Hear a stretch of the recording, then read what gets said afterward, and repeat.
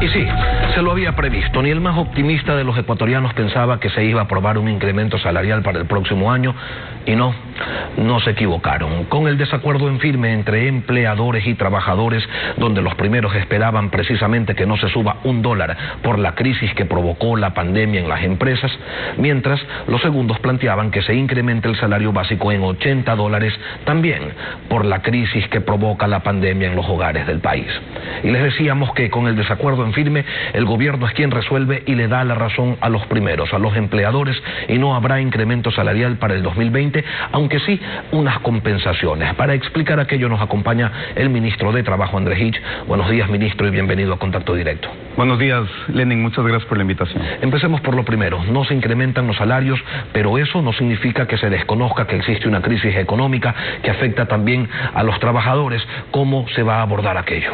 Así es, el Código del Trabajo, en una norma que está vigente desde hace mucho tiempo, establece que el incremento o la variación del salario corresponderá a la inflación proyectada. La inflación para el próximo año se proyecta negativa, por lo tanto era imposible, desde lo legal, incrementar los salarios. ¿Qué es lo que hemos hecho? Entendiendo la dificultad para los ecuatorianos producida por la crisis sanitaria, por la crisis económica, se ha buscado tener ciertas compensaciones. Uno, para las personas que, teniendo un empleo formal, ganan el básico, a ellos se les entregará $60, que equivale a un incremento acumulado en un solo mes a comienzos del 2021, y también para las personas que, habiendo tenido un trabajo durante este año, lo perdieron durante la crisis sanitaria y no lo han recuperado todavía. Ellos también tendrán una bonificación de $100 por una sola vez. Este alivio lo que busca es generar alguna tranquilidad en estas personas, pero sobre todo, creo que lo importante, Lenin, es ir a lo de fondo. ¿Cómo vamos a hacer para crear nuevas plazas de trabajo?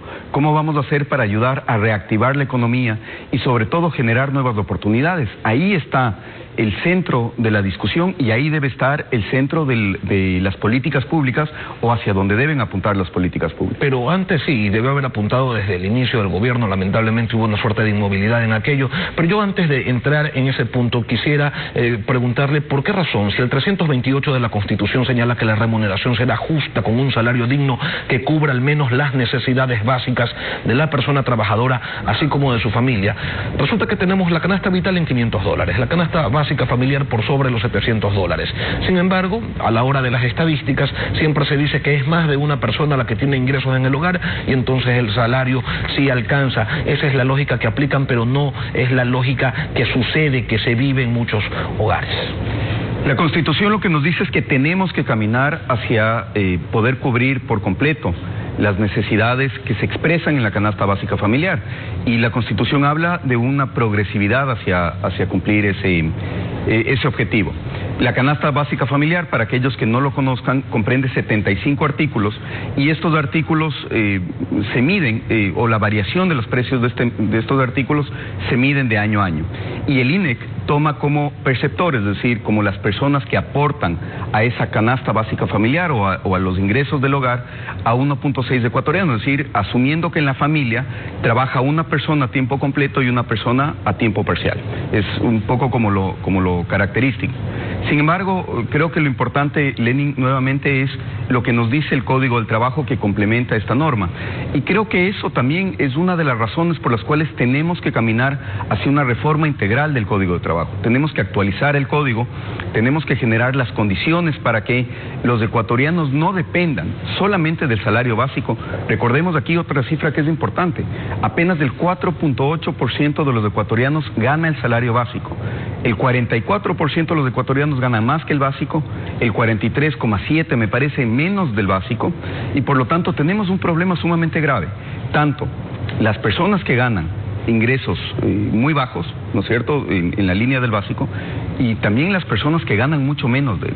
El 48% de los ecuatorianos siguen la informalidad. Por lo tanto, tenemos que combinar el enfoque en ambos grupos, tanto en los informales, en los que ganan menos como en los que ganan el básico, para intentar ayudar a subirles cada vez más arriba en su calidad de vida y además en su cobertura de necesidades. Ayer el presidente Moreno dijo que está casi listo un proyecto de reformas laborales que se va a enviar a la Asamblea. Usted está a la cabeza de ese proyecto. ¿Qué es lo que existe hoy y ustedes proponen que funcione de una manera distinta? Dos proyectos que son importantes, Lenin. El primero se lo anunció la semana anterior.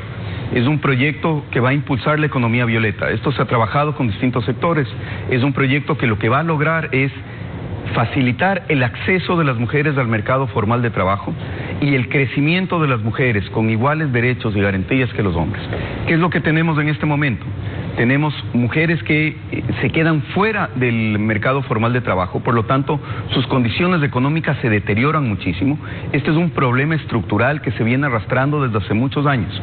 Las mujeres ganan menos, tienen menos oportunidades de crecimiento y además son menos propensas a ser contratadas. Así es que, ¿qué es lo que se ha planteado? En primer lugar, un incentivo tributario que permitirá que cuando se contrate una mujer se tenga una deducibilidad adicional a la que se tiene en relación a un hombre. Eso no solamente hará más atractivo el contratar más mujeres, porque es un beneficio que se aplica de manera incremental, es decir, sobre las contrataciones que ya se tienen en este momento, sino que también mientras más se le pague a una mujer, más conveniente será para todos, más conveniente será para la mujer, más conveniente será para la empresa y por lo tanto más conveniente para la sociedad. También queremos en ese proyecto equiparar las condiciones de permisos y licencias entre hombres y mujeres. Queremos romper esa creencia absurda o ese estigma absurdo de que una mujer en edad de ser madre no es conveniente para la empresa. Por lo tanto, al repartir los permisos y licencias, se creará una sociedad mucho más equitativa. Y la tercera cosa que es importante como concepto, a pesar de que son varias reformas que lo acompañan, es cómo logramos que las mujeres puedan crecer profesionalmente. Necesitamos que las mujeres lleguen a altos cargos de dirección, necesitamos que las mujeres estén en los lugares donde se toman decisiones, porque mientras más mujeres tenemos en esos lugares, mejores decisiones se toman para las empresas y para el país, y necesitamos que las mujeres, cuando salen, sea por maternidad o por algún otro tipo de licencia, puedan regresar a sus lugares de trabajo sin que el crecimiento profesional se les corte. Adicionalmente, se está trabajando en otro paquete de reformas con la sociedad civil, que son reformas mucho más integrales al Código del Trabajo. Y tenemos entendido que allí se va a plantear protección de derechos de los trabajadores, una aceleración de creación de plazas de trabajo y generación de mayores capacidades con educación dual. Vamos al tema de generar, de acelerar la generación de puestos de trabajo. ¿Cómo? Tenemos algunos elementos que han sido ya identificados a través de los acuerdos ministeriales que hemos sacado. Hemos visto qué modalidades de trabajo generan más rápidamente plazas de empleo formal, cuáles generan mayor capacidad de crecimiento tanto para el trabajador como para el sector productivo, y creemos que estas modalidades tienen que ser incorporadas de manera permanente en la legislación con una reforma al Código del Trabajo que dé muchísimas más certezas. Esos elementos, como por ejemplo los que se encuentran en el contrato por obra o servicio determinado por giro de negocio, lo que han hecho es dar la posibilidad de que los ecuatorianos contraten y la arriesguen y la apuesten al país en un momento tan complicado. Así es que ese tipo de medidas son las que se tienen que incorporar en la legislación. ¿Solo incorporar en las nuevas modalidades aquellas que ustedes presentaron hace pocas semanas, sectores productivo, turístico y cultural, emprendimiento y para jóvenes, o también otras nuevas? No necesariamente. Por ejemplo, el tema de la contratación por horas es algo que tiene que ser discutido a profundidad por el país. La contratación por horas tenía un problema muy serio, y es que había una precarización del trabajo tal como estaba concebido hace unos años. Sin embargo, la posibilidad de que los ecuatorianos puedan conseguir trabajos en distintos lugares, tener pluriempleo siempre y cuando las condiciones generales sean las adecuadas, creo que es importante. Creo que la tranquilidad de generarse ingresos, de generar además una relación laboral con todas las garantías, como por ejemplo afiliación a la seguridad social, es algo absolutamente necesario en este momento. ¿Va a debate entonces el trabajo por horas? Y yo creo que hay que debatirlo. Como país necesitamos tener conversaciones profundas y sin lugar a duda plantear un Ecuador con mucho más futuro. Andrés Ich, ministro del Trabajo, gracias por acompañarnos. Muchísimas gracias, Denis. Directo.